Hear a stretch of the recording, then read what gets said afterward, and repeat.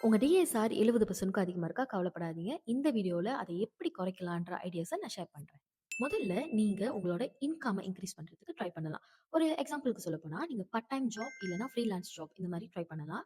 முடிஞ்ச அளவுக்கு இந்த ஜாப்ஸ் எல்லாத்துக்குமே ப்ராப்பர் டாக்குமெண்டேஷன் இருக்கிற மாரி பார்த்துக்கோங்க.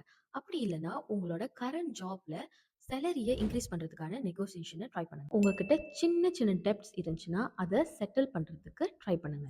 டெப்ட் கன்சாலிடேஷன் கூட ட்ரை பண்ணலாம். இந்த டெப்ட் கன்சாலிடேஷன் எப்படி ஒர்க் ஆகும்னா, உங்ககிட்ட ஹை இன்ட்ரெஸ்ட் டெப்ட்ஸ் நெறைய இருக்குன்னா, இது எல்லாத்தையுமே கம்பைன் பண்ணி ஒரு லோன் கீழ எடுத்துருங்க. ஸோ, நீங்க மந்த்லி இந்த ஒரு லோன தான் பே பண்ண போறீங்க. அது மட்டும் இல்லாம இது லோ இன்ட்ரெஸ்ட்ல தான் நீங்க பே பண்ணுவீங்க.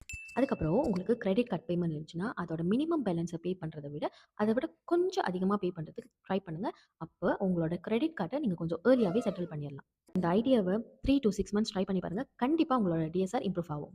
நான் ஷேர் பண்ண இன்ஃபர்மேஷன் உங்களுக்கு பிடிச்சிருச்சுன்னா, கண்டிப்பா என்ன ஃபாலோ பண்ண மறந்துடாதீங்க. அப்பதான் எனக்கு தெரிஞ்ச விஷயத்த நான் ஷேர் பண்ணும்போது, அந்த விஷயம் உங்களையுமே ஈஸியா வந்து சேரும்.